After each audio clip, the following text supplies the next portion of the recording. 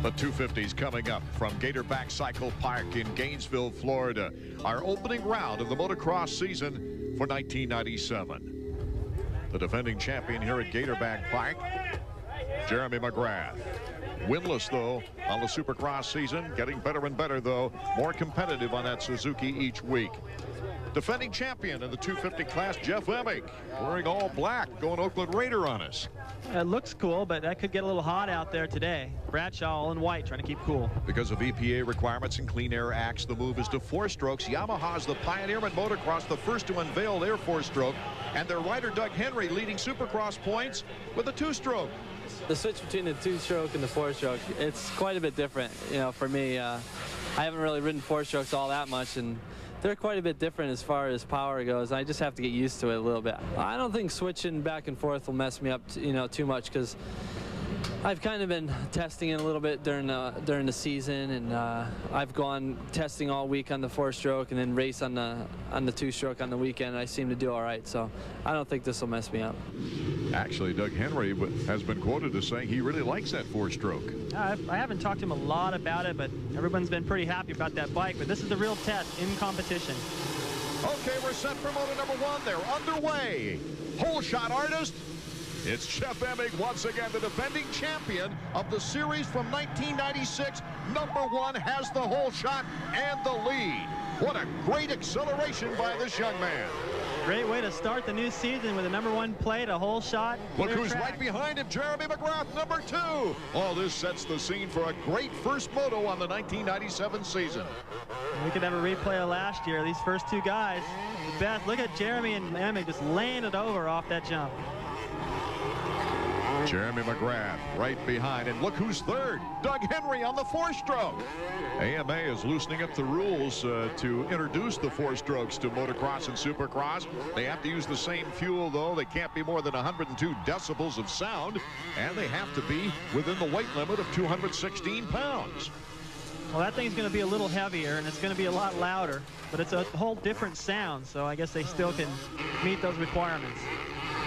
Yeah, you can kind of hear that 4-stroke sound behind there as they whiz by us now. Larry Ward is behind Henry in 4th. It's a YZ-like package for Yamaha. It led engineers to put a 400 displacement rather than a 550cc AMA limit for the 4-strokes. They say they're getting from 50 to 60 horsepower out of that particular engine. We'll see if it's competitive today. That's one of the big question marks, one of the big stories going into this moto number 1 on the 1997 season. Emig, our leader, followed by Jeremy McGrath, number 2.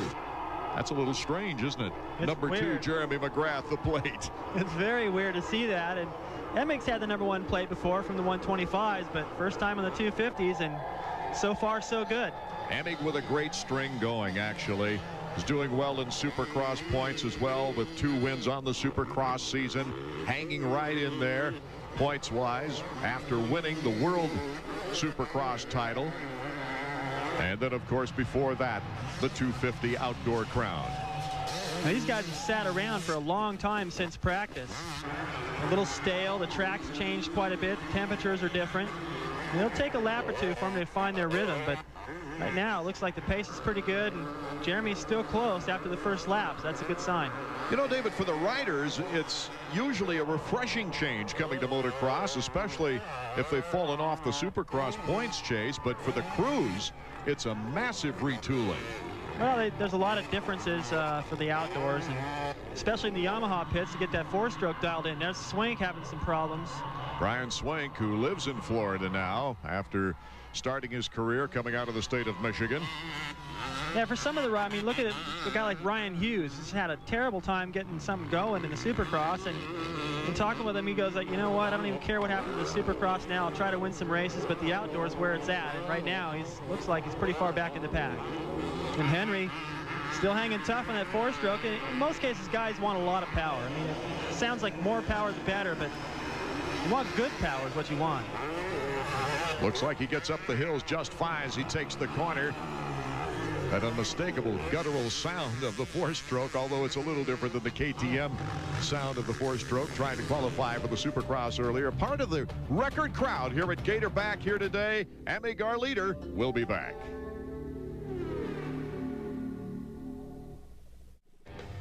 It's our Suzuki flashback. We'll take you back 1 year right here to the opening round. McGrath this time with the #1 plate, starting right next to emig #2. The start of the first moto was McGrath with the hole shot. Slowly started to pull away as Ryan Hughes battled with his teammate emig, but McGrath was dominant, pulling away more each lap as Hughes kept the pressure on his teammate emig. Ryan Hughes in his first season outdoors on a 250 showed he had the strength to handle that bike as Jeremy won the first moto easily. At the start of Moto 2 again was McGrath and emig lined up next to each other, but this time it was emig with the hole shot.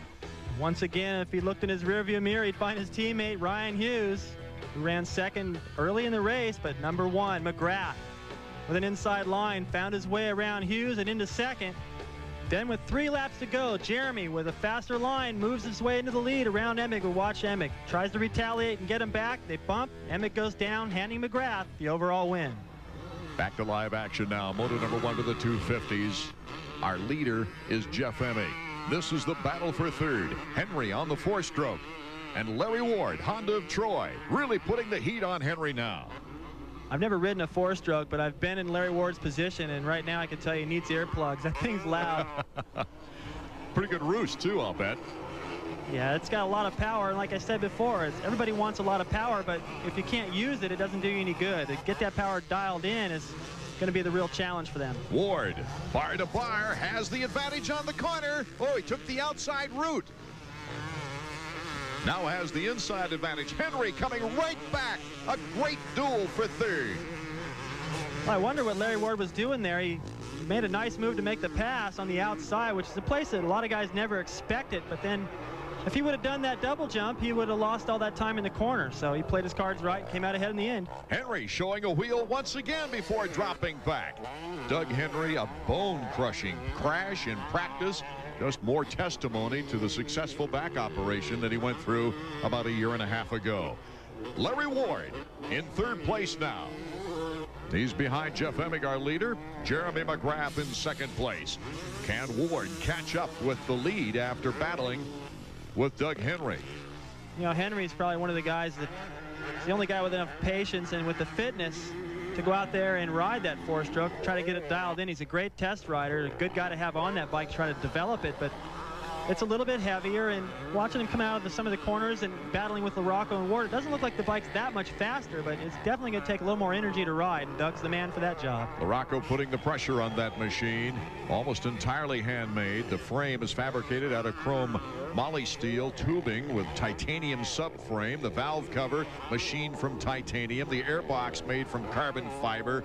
Oh man, space age. That 4-stroke number 20 ridden by Doug Henry. Larocco having some problems getting around him. Well, it took Larry Ward a little while to get around him too, and once he did, Larocco was close enough to see that, so maybe that'll help him. Larocco starting the Supercross season, recovering from surgery for the 2nd year in a row.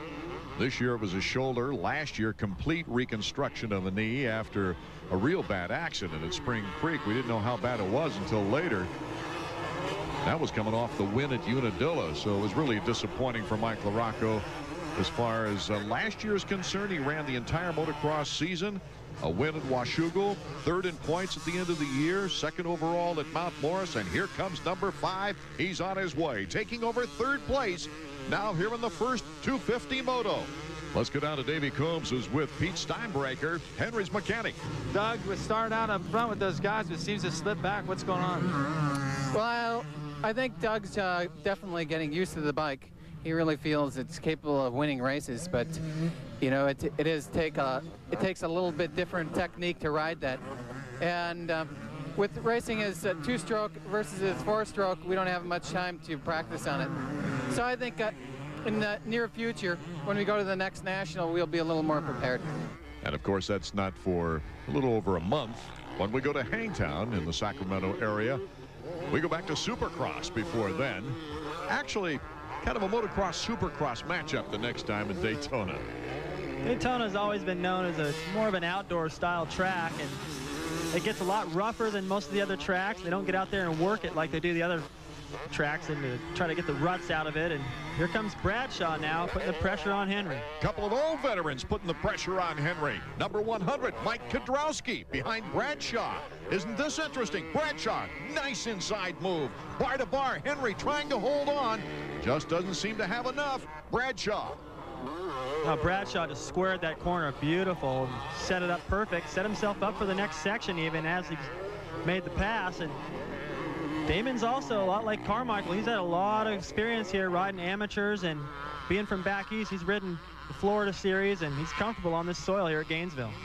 Bradshaw moving into 5th. He was 4th overall here last year as we take a look at Larry Ward and Mike Larocco. Larocco starting to pull up on number 6. You can see just behind Larocco, Bradshaw is just starting to ease into the picture, so starting to tighten up a little bit in the battle for 3rd. Physically, Larry Ward looks pretty strong this year. He's riding smarter, I know that, because he started the Supercross season once again coming out of the World Supercross with an injury, but has held his own, the top independent or non-factory rider in Supercross. He's had great finishes all the way up until Atlanta, where he dropped back just a little bit, but still up there in the points and riding a lot smarter. Larry Ward's been out there a long time, and he knows what to do, when to take his chances, and when to cool it. And so far this year, he's been doing the right thing. Larocco just can't seem to find the right route around Larry Ward yet. He's picking his spots as they go in front of the majority of the fans here at Gatorback Park. This section gets so slippery. You can see the rock starting to kick up, choppy, and you got to set yourself up so you can still jump that long plateau. Look at Larry Ward, a little bit offline. You get offline there, you can go for a swim, too. Ward in 3rd, Larocco 4th, Bradshaw coming up in 5th. An interesting contrast, the track this year as compared to your flashback where we saw a lot of ruts. Emig, McGrath, Ward, the top 3. We'll be back with more 250 action from Gatorback Park in a moment. AMA Motocross on ESPN2 is being brought to you by Dunlop. Simply the best for your bike. The defending 250 champion, number 1, Jeff Emig, now starting to approach the lappers. This could be interesting on this track. Well, it's interesting anywhere, really, because you're riding around with guys that you normally don't ride around with much, so you're not sure what they're going to do, if they're going to take the inside or the outside. I used to catch guys, and they're waving with their left hand. I don't know if that means I need to go by on the left or they're going to move over. It's always confusing. And for Emig right now, he's got a pretty good lead, so he shouldn't have to be too concerned about it. Can Emig become the 5th rider to win Gatorback in both the 125 and 250 class? He's well on his way here in Moto number 1. Larry Ward in 3rd. Here comes Larocco. Oh, good. Oh, Larocco almost went down, almost slipped out. That's one of the most slippery parts of the racetrack right there, and Larocco was trying to turn a little sharper on that corner because of the line he chose to get up next to Larry there, and did a great job saving it. And he comes right back on the tail of Larry Ward as they go back down into the pit. Bradshaw's gotten even closer to these guys too, so there's a great battle here coming down to the end. Terrific speeds they're getting this year into that finish line jump. Faster they go up that hill, the better run they get at that double jump, and Ward just drifted a little too wide right there. Ward looking back over his left shoulder. Larocco took him on the right side. I think he was looking back maybe at Bradshaw.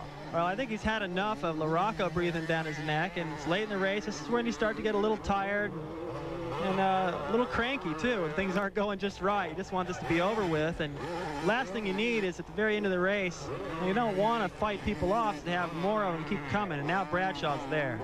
Bradshaw not getting the final results in the Supercross season he would like, but he has won 3 semifinal races in a row on the Supercross circuit. His best finish the 7th in Atlanta, but he's run a nice steady race here in the opening motocross round.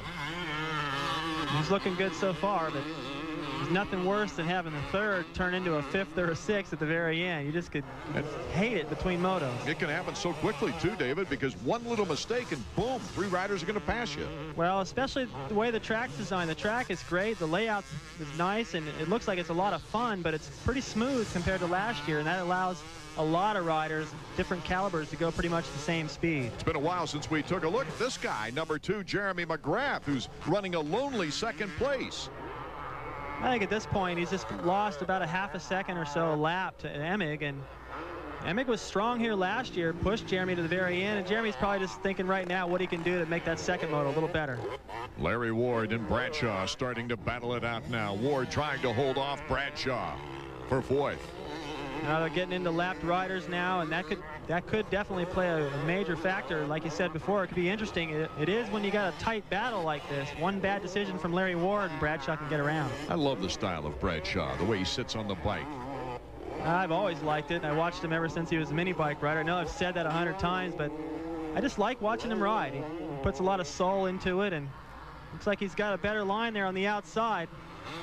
Damon Bradshaw going for the points right now. Moves into fourth place on Larry Ward. One thing I've noticed about Bradshaw, especially early in the season in the Supercross, is that if a situation gets a little sticky and he's not comfortable with it, he backs off now. Where in his early days, boy, he just hold it wide open and pay the consequences. And now he's a little older, more mature, and he knows when to back off and try to stay healthy and in one piece. You mentioned earlier, David, about how, you know, late in the race you hate to see just being inundated with competition. Well, that's the way Larry Ward must be feeling right now, because number 100 is Mike Kiedrowski. Right behind him is John Dowd, number 14, who got a late start, but we know how strong he can get at the end of the race. Kiedrowski, a second here in 1995. He was retired, of course, in 1996. Well, I think it's no secret that Kiedrowski's work ethic is among the best. He's in great shape, and I know he would shine towards the end of the race, and that's a fact with John Dowd. So Larry Ward's got trouble.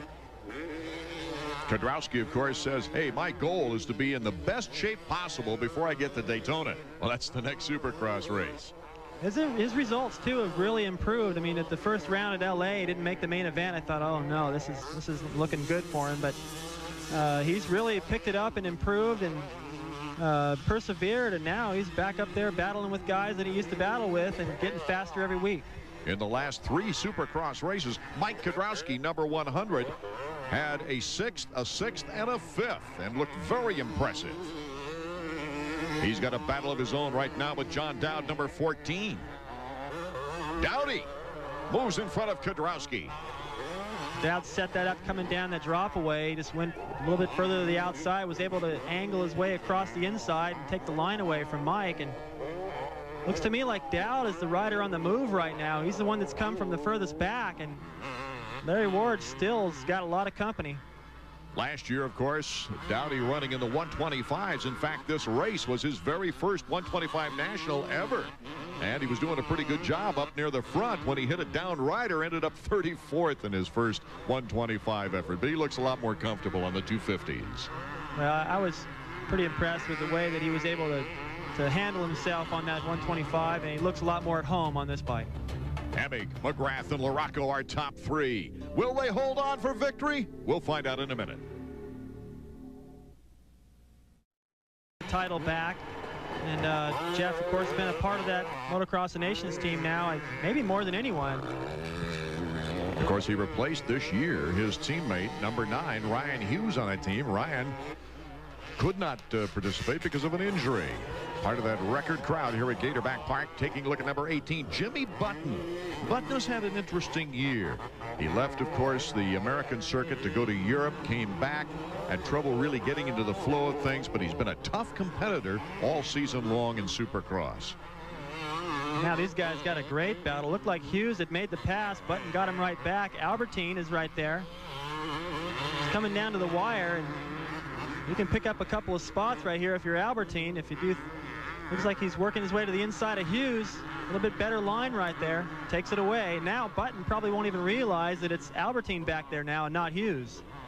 Albertyn, number 8, a breakthrough moto here in 95. He took a second place, just getting edged by Larocco toward the end of the race.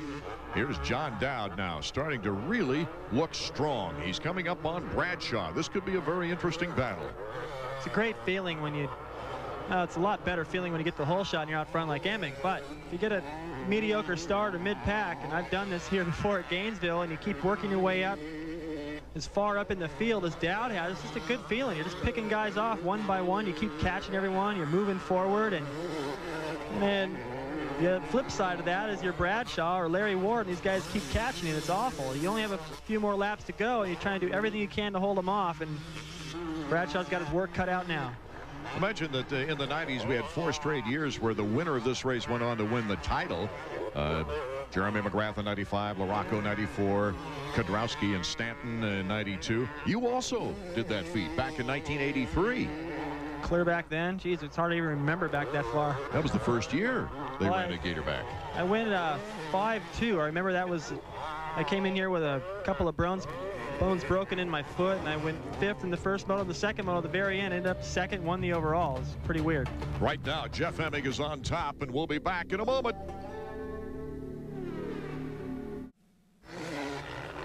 The race for the checkers is on here in Moto number 1. White flag lap.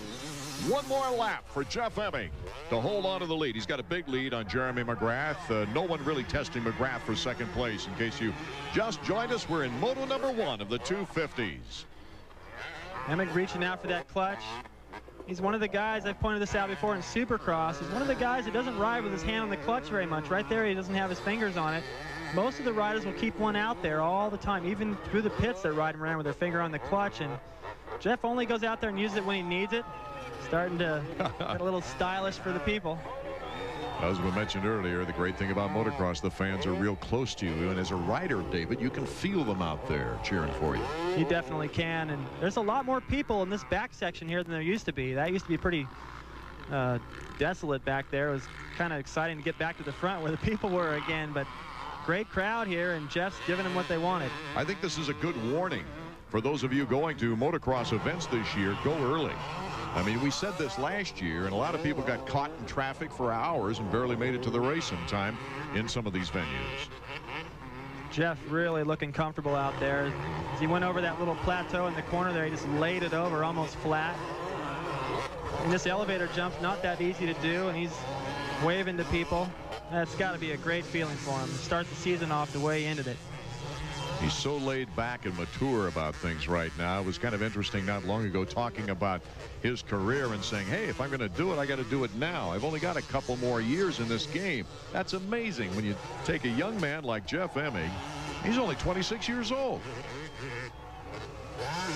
Plus, he's probably feeling like 15 right now because having such a great lead and no pressure, well, that's been a relaxing ride for him. Yeah, I mean, he's definitely been able to conserve some energy towards the end of this race. And you can say, well, Jeremy hasn't been pushing as hard as he can back there in 2nd, but still, when you win the moto, it just does so much more for your confidence going into the 2nd one, and knowing that you haven't used that much energy and still had this big of a lead gives even more confidence. And of course, from Jeremy's point of view, a win in the 2nd moto would mean the overall victory. The checkers for Jeff Emig, and a great ride for this young man. Jeremy McGrath coming across in 2nd place, conserving some energy. Not that far behind, though, and like you said, Art, he can go out there and win the 2nd moto, win the overall, but he'd still be tied in points if Jeff finished 2nd. And there's our top 5. Look at that. Albertyn got in front of Button for 8th. Let's go to Davey. A lot of people are talking about the 4-stroke. They're talking about McGrath switch to the bike, all that different stuff. You still got first, just like it ended last year. Yeah, well, it was a great start. The Kawasaki got me out front, and you know, Bridgestone, they're really helping out with the tires, and I'd just like to thank all my sponsors for wanting to be with me in my #1 plate, and you know, hopefully I'll ride well enough to defend it. And I would like to thank Shift Racing, Arnett Goggles, Shoei Helmets, Alpine Star Boots, and Troy Lee Designs, and Surfcam. I'm sorry, we were talking to Jabe on your mechanic. Your lap times, you're just clicking them off just about perfect every time. Good, solid pace for the first outdoor race. Yeah, well, I could see where there was at. I slowed down a little bit there in the middle, and then I really wanted to put in some good hard laps there at the end, and I mean, it worked great. The Kawasaki was, I mean, it's working awesome. It hasn't missed a beat since last year. Can Emig become only the 5th rider to win Gatorback in both the 125 and 250 classes? Can McGrath become the 1st rider to win Gatorback 3 years in a row? Davey. That's your best ride of the season so far, at least it had to seem like that. Yeah, it was all right. I felt pretty strong out there. You know, I mean, I made a few mistakes, had a few bad lines, but now I know the track pretty good. I was keeping Jeff honest for a little while there, and you know, I'm ready for the 2nd moto. Yeah, well, in your outdoor career, you've always been known as a 2nd moto guy, too. Yeah, I'm not tired at all. I mean, it's pretty hot out today, and I'm not tired. I just need to make a few changes to my bike and come out strong in 2nd moto. Just as we assumed, McGrath wants to win that second moto. We'll be back with more in a moment. Collect, the way we call collect today. The riders, after a very brief rest, really getting set and looking relaxed anyway, getting ready for the second moto of the day. 30 minutes of continuous action. Mike Kiedrowski looks like he's taking a little nap there, but he's really kind of visualizing things. Getting set, the gate drops. Moto 2 is underway. Jeff Emig, another great start. Emig with Henry right on his rear tire. Henry's got a lot of horsepower in the top. That sand, that wide open section. Whoa, look at Bradshaw, number 10, moving into second place. After a very good first moto, Damon Bradshaw is looking strong. Also, Ezra Lusk up in there. Great start. Couldn't tell which was Henry and which was Lusk, but Lusk actually got to the corner before Henry did. Lusk, yes, in third and Henry in fourth. Lusk started the Supercross season looking very impressive. Got that $1,000 hole shot award, number 11, in the second race at Los Angeles. Second on the podium next to Henry. You can see as they start up that hill, Jeremy McGrath probably about 9th or 10th. You hear the crowd going nuts. Well, they went nuts the first moto too, but I got to think there's a lot of Bradshaw fans here. And he's really putting a lot more pressure on Emig than McGrath did in the first moto. McGrath with a slow start here in moto number 2. Oh, I know that Bradshaw's so happy with that Manchester Honda ride. They don't put any pressure on him, and he'd love more than anything, even if he couldn't hold the lead the whole moto. I don't know what's going through his head, but I know he'd like to lead this thing for a little while at least. Well, Bradshaw coming out of the amateur ranks with so much expectation and then so much success in the 125s, and the pressure just continued to build on the young man. And he just smoked around the outside of that corner too. He's keeping the pressure on Jeff. Even if his line from point A, B to C doesn't work out the fastest, he wants to show Jeff the wheel. Let him know he's there. Force Jeff to think a little bit before he goes inside or outside about what Damon might have planned. It's a good strategy when you're following somebody like that, especially early in the race. He sat around at the truck. Track's changed a little bit since the 125s were out there. It's a great time to attack, and Bradshaw's attacking right now. They did a pretty good job in working on the track as much as they could between motos, that's for sure. Once again, we see a lack of ruts from years past. This corner right here is all smooth. You can see the fresh dozer tracks. That's where the start comes in. They want to keep that smooth, and the speeds these guys are traveling on the start, that was one of the faster starts on the season. They don't want to have a bunch of bumps in there to make somebody go down in the middle of that pack. David, we've talked about the elevation changes, the many corners that you have to take on this track, and that's just got to keep a rider very busy.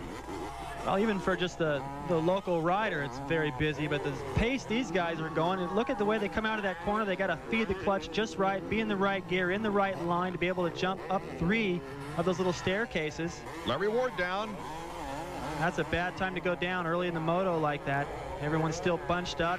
4 or 5 guys go by. It takes a while to get around them. And for Doug Henry, on that 4-stroke, it's a completely new thing. I mean, he's never... All the testing that I've heard about and all the rumors are that bike works great. He's able to jump up the elevator there, still make the corner nice.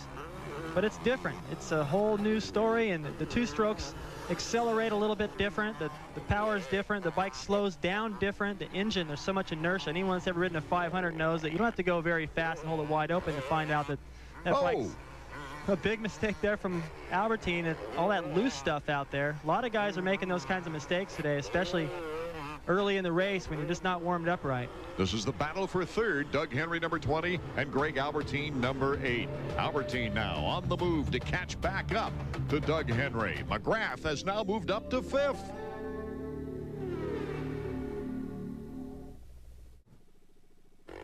Welcome back to Gatorback Park.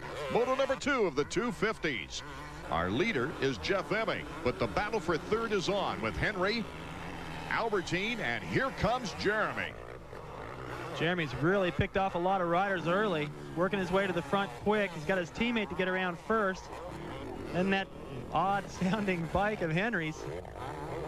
I have a feeling we're going to have to get used to that. Oh, Albertyn having a rough time of it. Here comes Jeremy McGrath. Looks back at his teammate as he passes him into 4th. Well, Albertyn had a kind of an odd line. Looked like he went in and meant to take the inside, messed up the berm and went wide, and then that line shot him back to the inside and came together. So Jeremy was looking at him like, where are you going? Watch it, Jeremy ride here. He looks like the Jeremy of old. He's really pouring it on. Yeah, he looks really aggressive, and if you watch him with whoever he's around, he looks pretty smooth. His lines make sense. Doesn't look like he's using very much energy, and he's missing a lot of the holes the other guys are hitting. This would be an excellent opportunity for Greg Albertyn just to follow McGrath and learn some of those lines, that's for sure. Jeremy McGrath is used to winning, but he's handled the situation of still looking for his first win of '97 very well. Jeremy McGrath with number 2 on his plate. It's been a while since I've had a number 2 on my bike, and I don't know. I'm excited. I don't feel that I'm like the underdog or anything. I won a lot of races last year, and you know, I kind of lost the championship on my own. So, I mean, I just got to ride really good this year and take it back. Last season, he was 1-1 here at Gatorback Park, a runaway. It was a pretty close second moto, though. It took him a long time to get around Emig. When he finally did, Emig, in fact, it was right here coming out of this corner where he made the pass, and then right before they dropped back into the pit, Emig tried to get him back and went down. Yeah, he started in 4th in that particular moto and then finally ended up winning it. Inside cut, Jeremy McGrath against his former teammate Doug Henry. Back and forth, side to side. Look at Jeremy work inside, outside, over and over. Did such a good job. I mean, it would have been so easy for Jeremy to drift a little bit wide and not mean to, but fall right into Henry's line on that jump. So you're in the air so long, you come together, and Jeremy did a great job. He's polite, in fact, to hold it that tight and stay out of his way. When these two race each other, it just takes me back to that very sad moment at Budds Creek.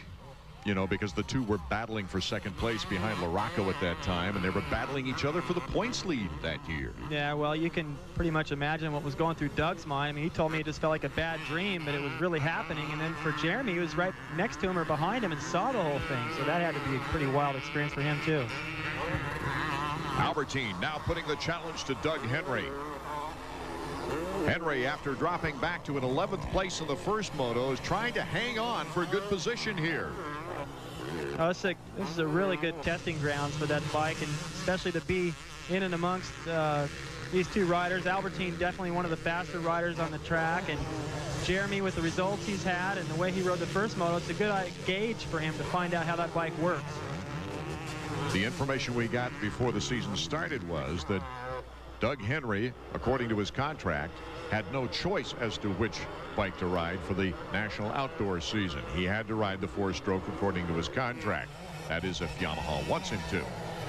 The choice is his with the Supercross, and that'll be an interesting choice indeed, because he's leading points by 8 points in the Supercross race, getting there on the 2-stroke. Well, the Supercross, I can't imagine him riding a 4-stroke.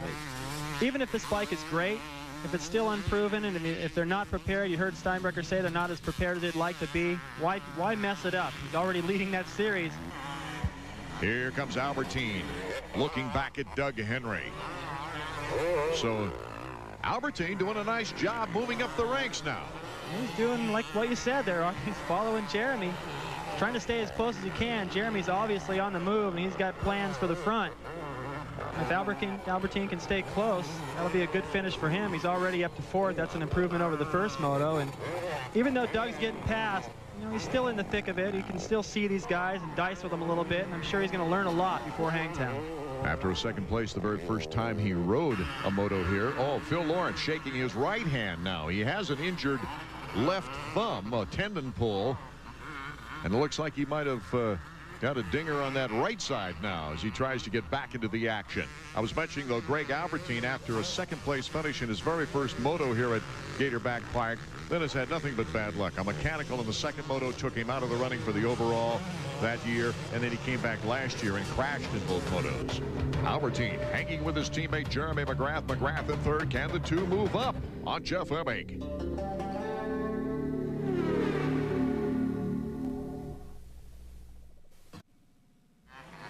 Art Blackman, David Bailey, and Davey Coons from Gatorback Park. We've got a real battle on our hands for second place now. Jeremy McGrath, as we see Wyatt Seals, his mechanic, looking on, putting the crunch on Damon Bradshaw for second place.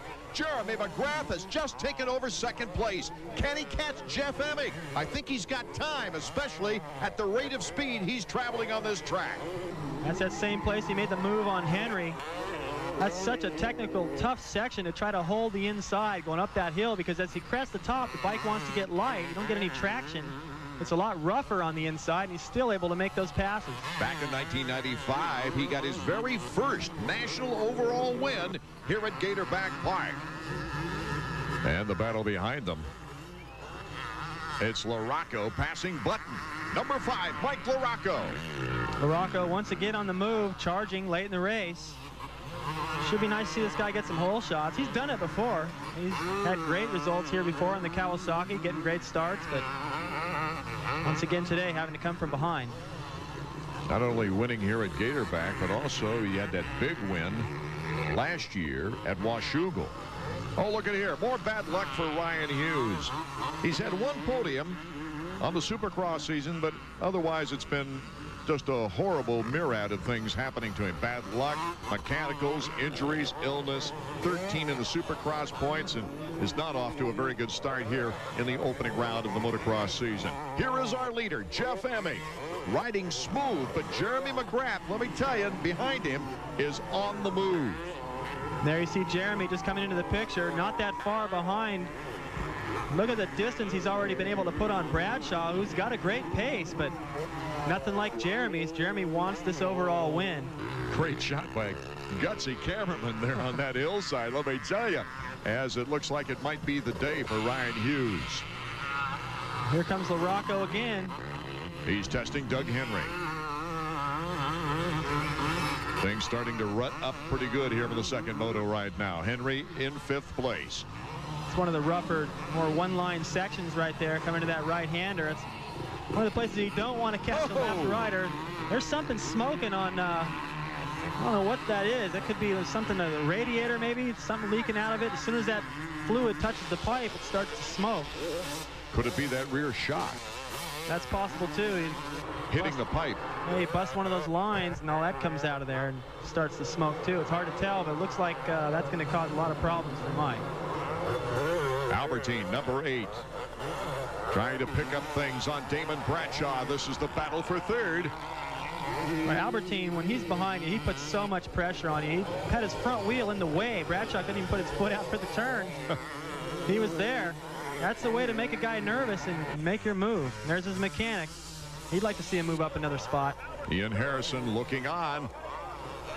Albertyn trying everything known on this course to get by Bradshaw. Bradshaw doing a little block right there. Took his time through that section. Now you can see Damon looking over. He's making sure to cover that line. Albertyn's been using that inside off that ski jump there the whole time, making a little bit of ground, and worked for him there. What a move by Albertyn now. Nice clean pass on Bradshaw. Bradshaw protected it only so long, and then Albertyn was able to take advantage of it. Oh, that's second. Really drifted quick. At the end of this moto, the guys that are really fit, the guys that get comfortable and have good, the lines change all through the race. And the guys that look at this.